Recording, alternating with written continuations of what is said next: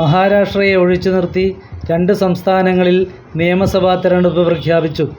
ജമ്മു കാശ്മീരിലും ഹരിയാനയിലും കേന്ദ്ര തെരഞ്ഞെടുപ്പ് കമ്മീഷൻ തെരഞ്ഞെടുപ്പ് പ്രഖ്യാപിച്ചപ്പോൾ മഹാരാഷ്ട്രയെ ഒഴിച്ചു നിർത്തിയത് ചർച്ചയായി.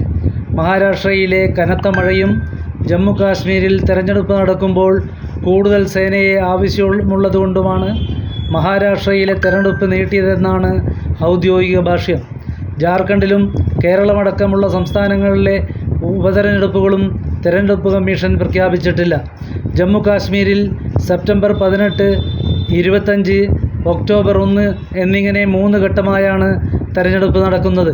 ഹരിയാനയിൽ ഒക്ടോബർ 1 ഒറ്റത്തവണയായും തെരഞ്ഞെടുപ്പ് നടക്കും. ഒക്ടോബർ 4 വോട്ടെണ്ണൽ. മഹാരാഷ്ട്രയിൽ NDAക്ക് കൂടുതൽ തയ്യാറെടുപ്പ് നടത്താനായാണ് തെരഞ്ഞെടുപ്പ് തീയതി നീട്ടിയതെന്ന് ആരോപണമുയരുന്നുണ്ട്. BJP നേതൃത്വം നൽകുന്ന മഹായുതി സഖ്യത്തിലെ പാർട്ടികൾ തമ്മിലുള്ള പല പ്രശ്നങ്ങളും ഇനിയും പരിഹരിച്ചിട്ടില്ല.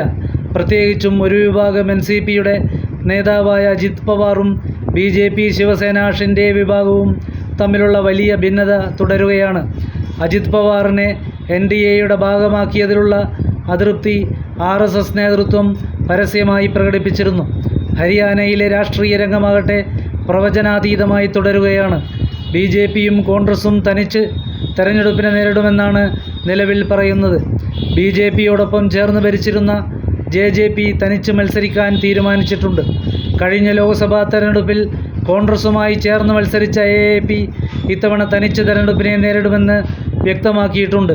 ഈ സാഹചര്യം BJPക്ക് അല്പം ആശ്വാസം പകരുന്നുണ്ട്. എന്നാൽ കർഷക സമരവും അഗ്നിവീർ പ്രശ്നവും BJPയുടെ പ്രകടനത്തെ ബാധിക്കുന്ന വിഷയങ്ങളാണ്.